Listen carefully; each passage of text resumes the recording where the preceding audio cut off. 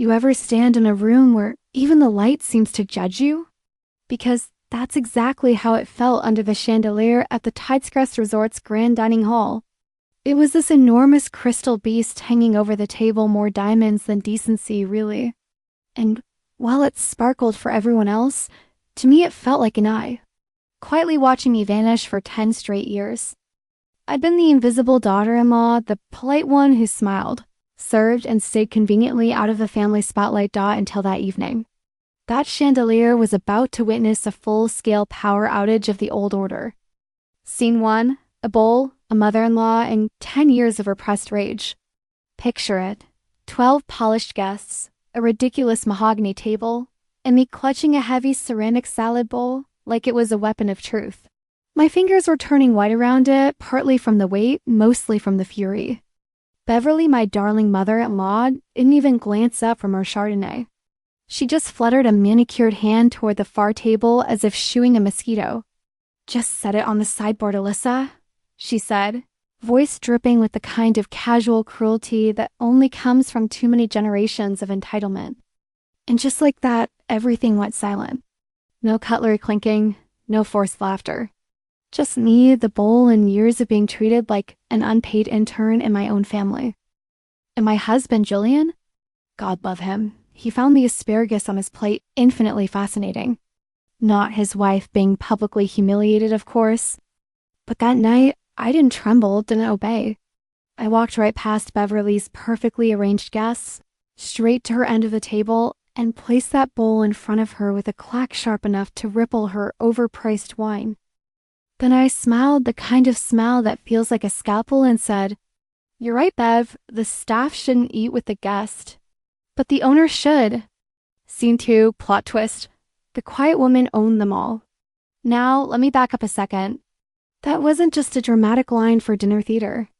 At 4 o'clock that afternoon, a signed deed made the entire Tidescrest estate every polished stone of it mine. While Beverly was off gossiping about who wore what to which gala, I'd been quietly buying the ground under her designer heels.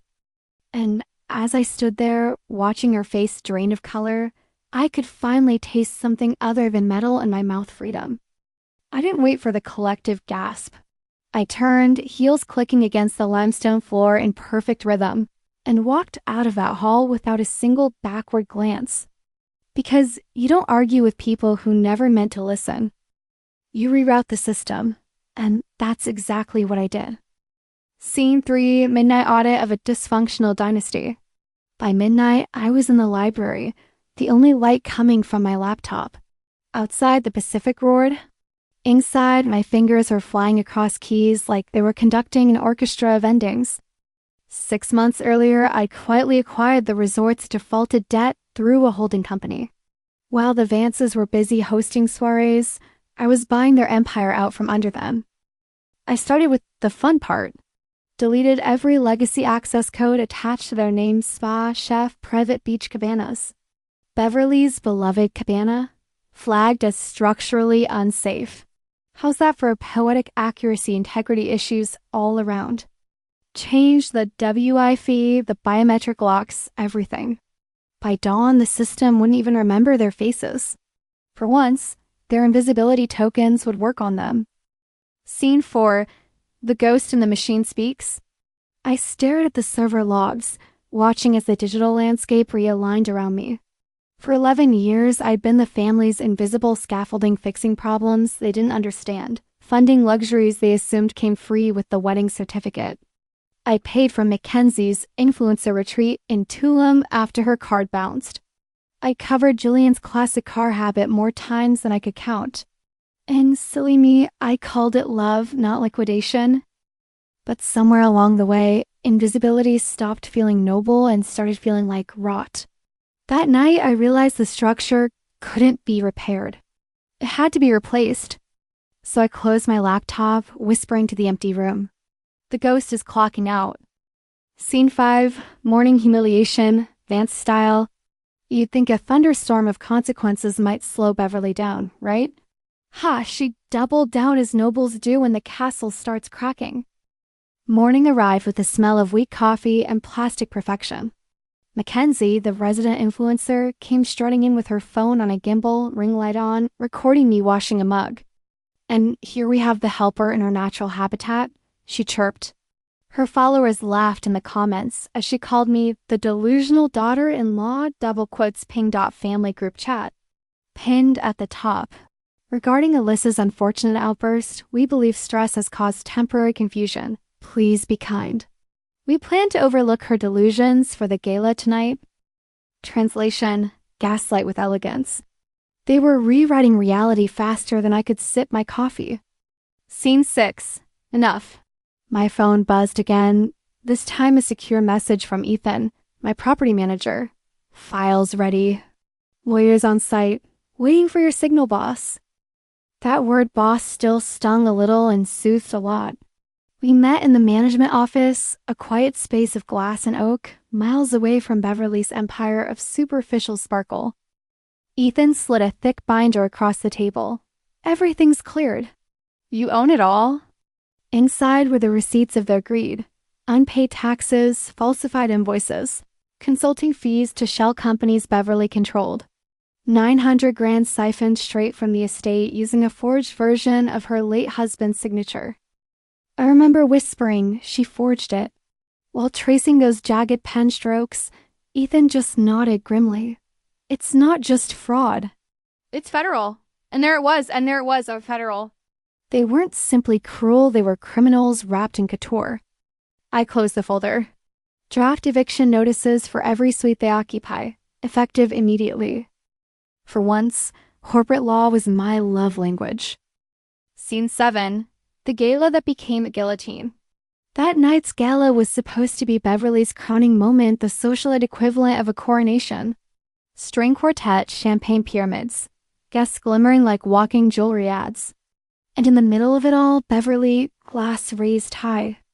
To heritage, she trilled, and to the Vance legacy, standing firm as the cliffs beneath us. Bless her heart, she really shouldn't tempt metaphors like that. While the crowd applauded, I walked up onto the dais in a slate gray silk suit that meant business. Gasps rippled through the hall. Beverly froze mid-toast, smile fixed like wet paint. "Alyssa, dear," she purred, "do sit down before you embarrass yourself further." I took the microphone instead. Feedback screamed through the speakers, slicing the chatter. "The Vance legacy," I said evenly, "isn't standing on cliffs. It's hanging by forged signatures and unpaid taxes, which I've just paid out of my own pocket." Silence thickened. Her face fell. I handed her an envelope notice to quit, audit summaries, bank records. She skimmed the top page. Her gloss lips twitched. "What is this nonsense?"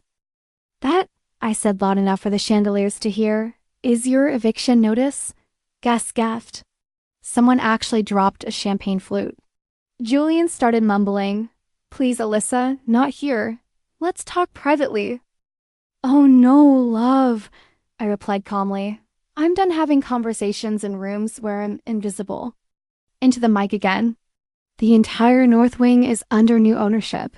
30 minutes to vacate or security escorts you out. Any property left behind will be liquidated against the estate debt." It wasn't fury anymore, it was factual, surgical, final. Mackenzie shrieked, her phone crashing to the marble. Beverly just stood there, frozen royalty dethroned before her court. I leaned in close enough for her perfume to sting. "The help doesn't wait, Bev. Neither do I." Then I walked straight through the awestruck guest, the same heels echoing the countdown to my freedom. Scene 8. The aftermath. Silence finally by sunrise. The North Wing was empty. The only sounds left were waves and hammers, the sound of rebuilding. Julian left with his mother, silent to the end. He wasn't cruel. He was simply conditioned. Raised by fear, guilt, and obligation until his spine turned into smoke. He never cheated, never hit, just never chose. And I couldn't stay married to indecision. Now the North Wing's being transformed into a creative residency for women in engineering and architecture. People who actually build instead of pretending. Some mornings I sit on the cliffs with black coffee, watching the gulls and waves. I open the spreadsheet that once tracked all the Vance family's loans, the ones they never planned to repay. I let my cursor hover, then hit delete all. For the first time in years, there's complete silence inside my head. No more trying to earn respect from people allergic to gratitude. Closing reflection: when you stop being the ghost. People think revenge feels like fireworks, thought it doesn't. It feels like switching off background noise you didn't realize had been blaring for years. I didn't torch their world. I simply handed them an itemized bill. Justice can wear a tailored suit and drink its coffee black.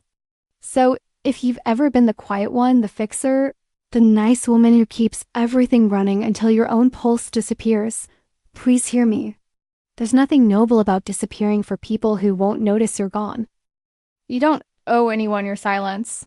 And when the moment comes to reclaim your voice, don't whisper, speak clearly enough that even the chandeliers shake. If this story hit you right in the gut, yeah, I felt that too, make sure you subscribe to Revenge Diary. We've got more real stories of women who turn their pain into power, one calculated move at a time. And hey, share this video with anyone who's ever been treated like background furniture. They deserve to know how sweet it sounds when the ghosts finally stop haunting and start living.